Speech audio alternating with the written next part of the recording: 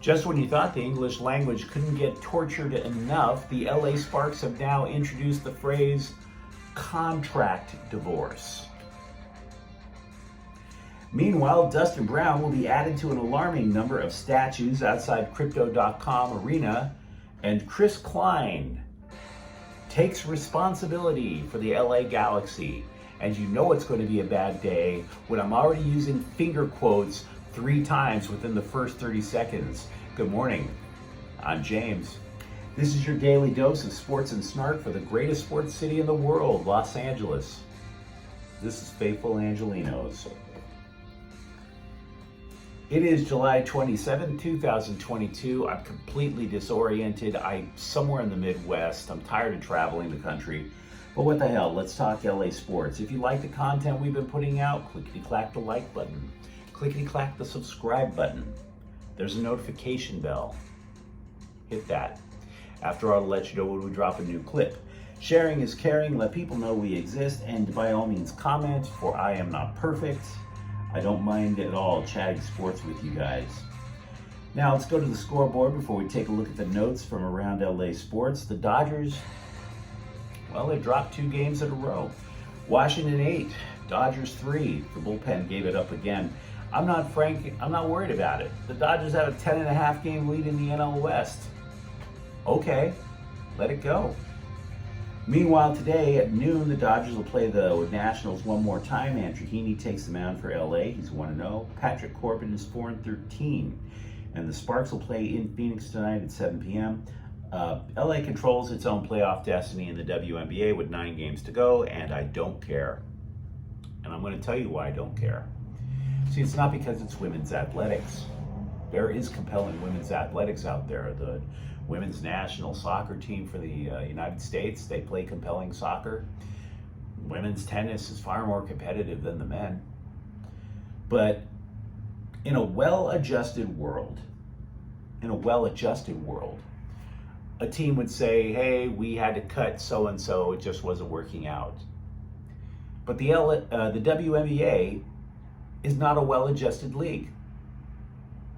And we can argue that with players like Liz Cambage, that's not well-adjusted either. No, instead, the Sparks took their prize free agent signing, Liz Cambage, and said that they have come to terms on a contract divorce.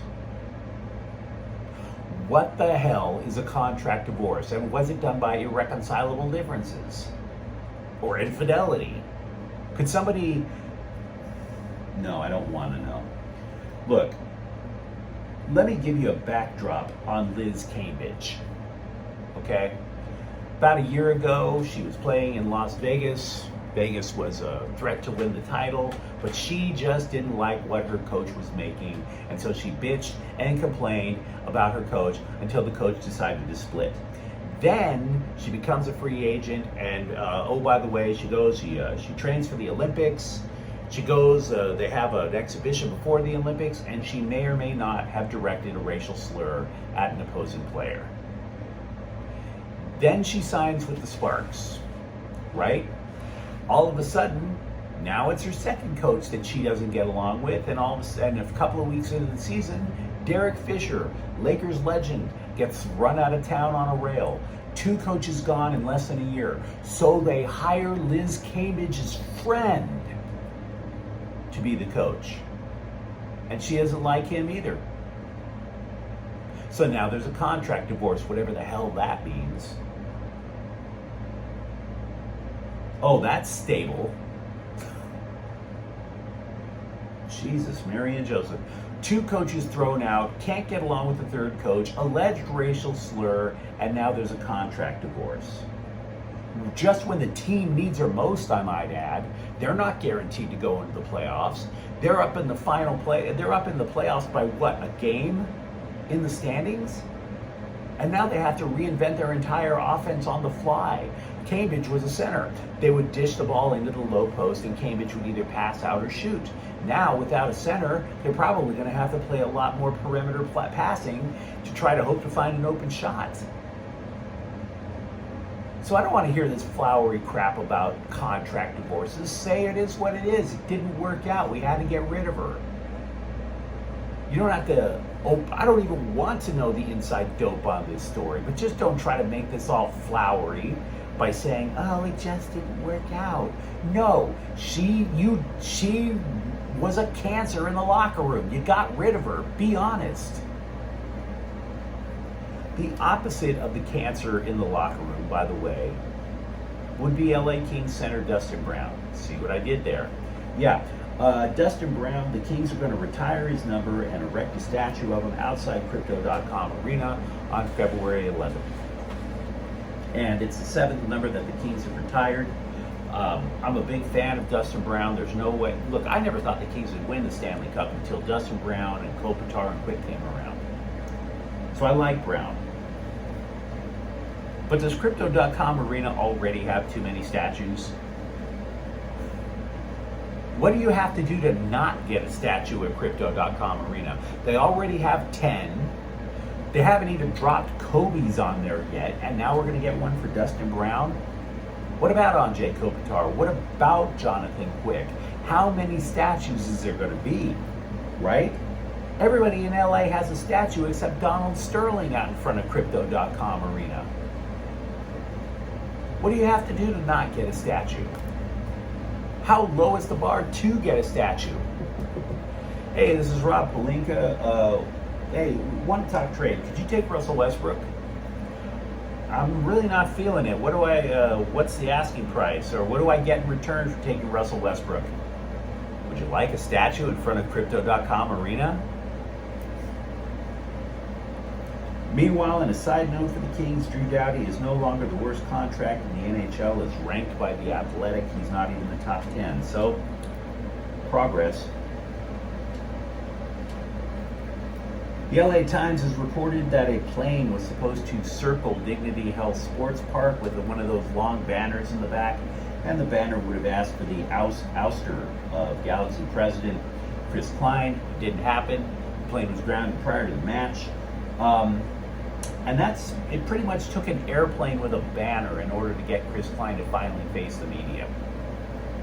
So Chris Klein, he was asked questions and he, quote, took responsibility.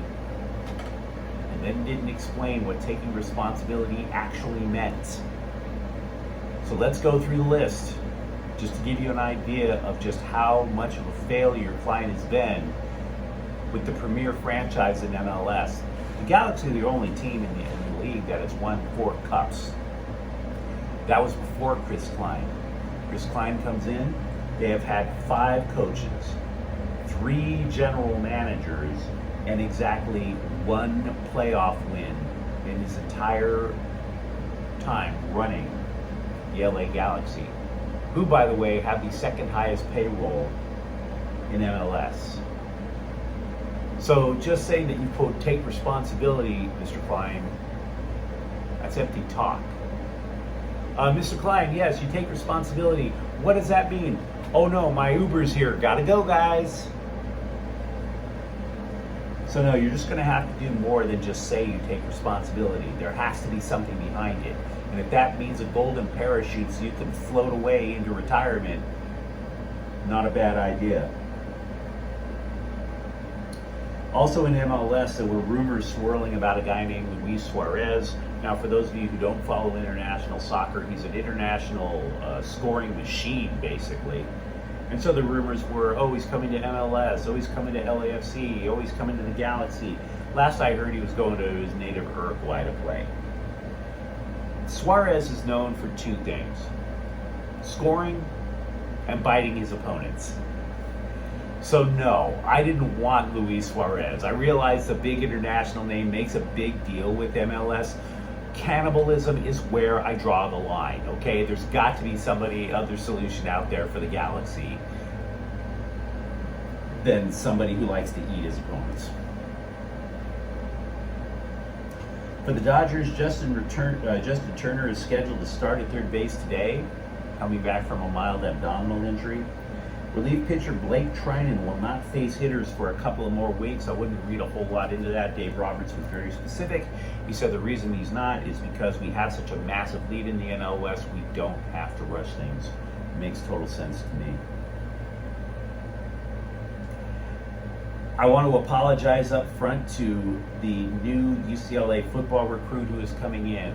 The good news is UCLA is off the schneid for recruiting. They've added a player. The bad news is I will never be able to pronounce this gentleman's last name.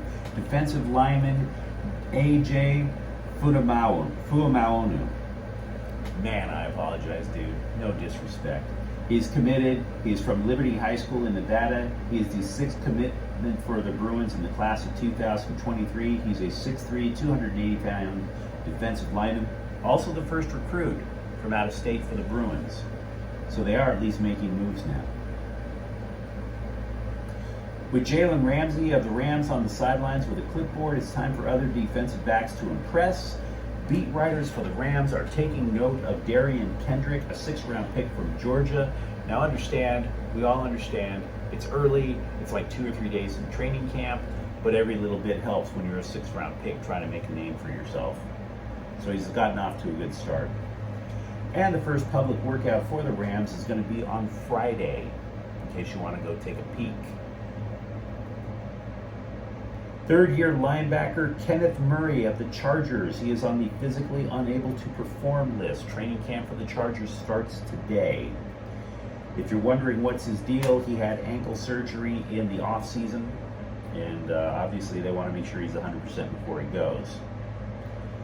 So if you like the content that we've put out about Los Angeles sports, don't forget to like and subscribe to Faithful Angelenos. We are trying to build something here for LA sports. Thank you for watching. I'm James. We'll be back tomorrow. Faithful Angelenos is a Quien Corta El Queso production. Don't contract divorce me. We'll see you then.